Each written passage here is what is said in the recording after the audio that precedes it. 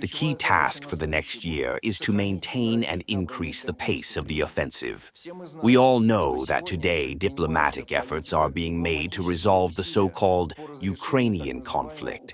At the same time, we clearly see attempts by European leaders and the Kiev regime to avoid resolving this issue. We are talking about tightening the conflict with the aim of maximally weakening our country.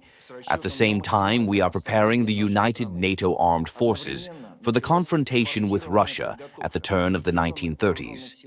Such a policy creates real prerequisites for the continuation of hostilities in the next year, in 2026. During the special military operation, the nature of hostilities has changed significantly. This year, we can highlight several such features. The first feature is the significant increase in the use of unmanned aerial vehicles in the resolution of reconnaissance and fire tasks. It has taken on the function of the main strike force. Currently, up to half of the losses of the enemy fall on the FPV drones.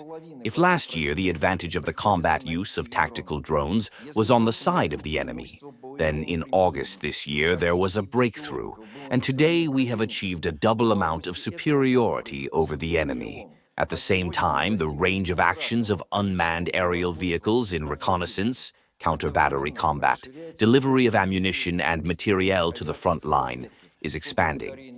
In this regard, the key issue is the formation of a new type of troops, the troops of unmanned systems, which was discussed at the previous meeting. Here we have achieved the following results. In the vanguard of the troops are the troops of the Rubicon. More than 13,000 units of weapons and equipment have been destroyed, which is more than a quarter of the results of the fire strike of the unmanned aerial vehicle. The Rubicon Center has received international recognition.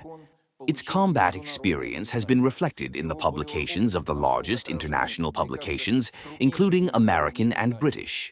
And the Kiev regime has declared the Rubicon a threat to national security.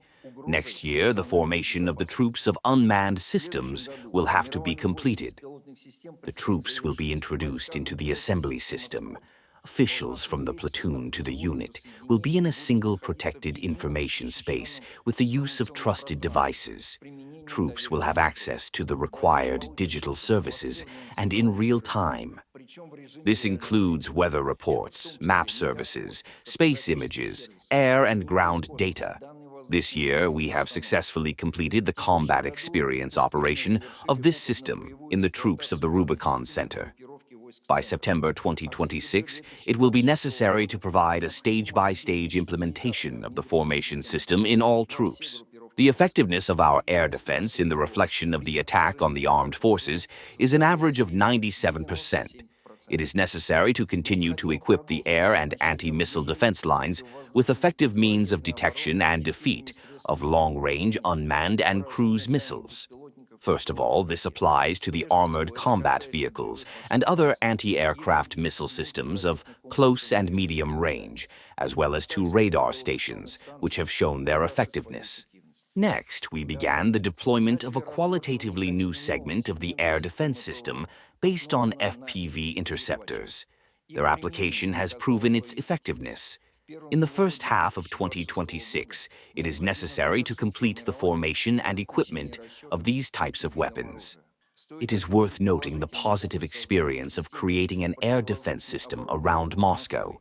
It is necessary to apply it on a wider scale within the framework of a unified air defense system, in accordance with the recent instructions of the President of the Russian Federation.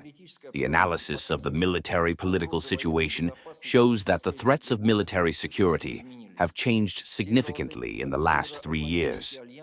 The North Atlantic Alliance continues to build up the coalition forces. Active preparation is underway for the deployment of medium-range missiles. The nomenclature of nuclear munitions has been updated. Anti-aircraft and anti-missile defense systems are being modernized. The system of mobilization deployment is being changed. The operation of the alliance troops transfer to the eastern flank is being increased, and the so-called military Schengen is planned to be introduced. Military expenses are increasing significantly. Today, the annual budget of the alliance is $1.6 trillion.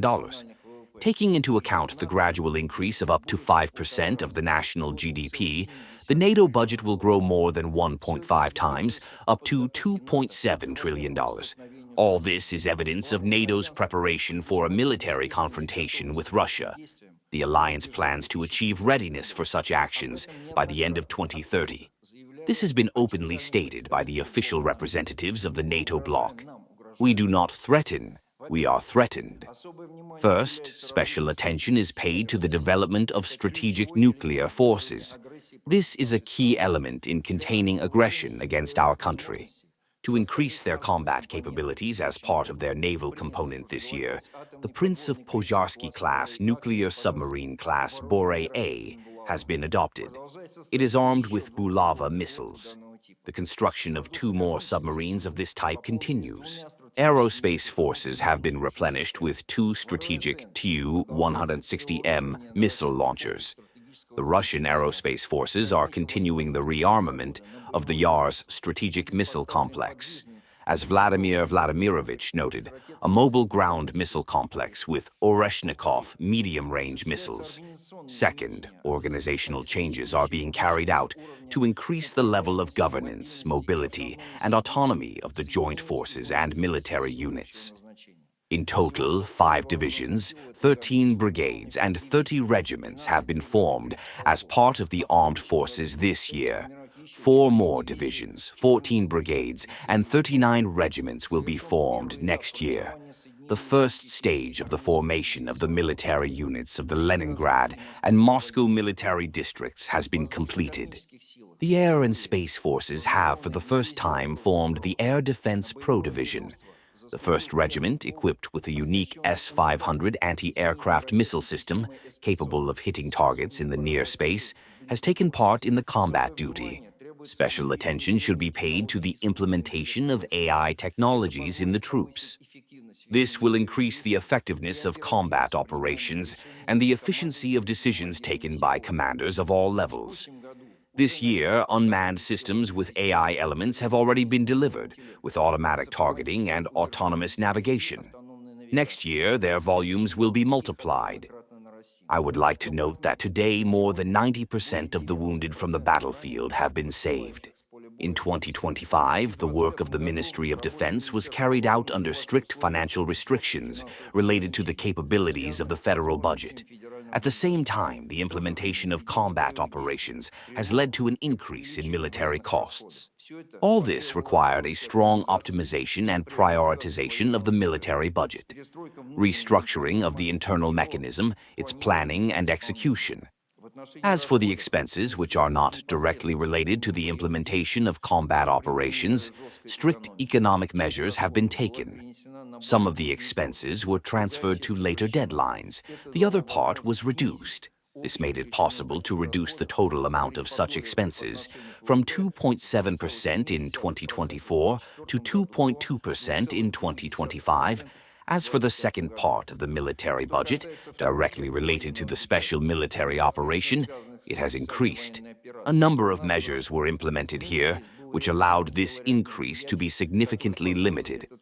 First, we switched to the budget planning system, taking into account the combat prioritization.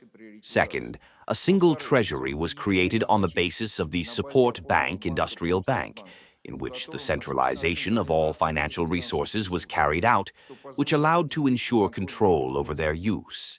Third, a complex of measures of continuous control over the use of the budget was introduced, with the main task of constant search for internal reserves. As a result of these measures, almost 1 trillion rubles were saved in 2025. All conditions for achieving the goals of the special military operation and maintaining the necessary level of combat readiness of the armed forces for a long period have been created. The Navy is ready to solve all the tasks set by the Commander-in-Chief, both in the short term and long term.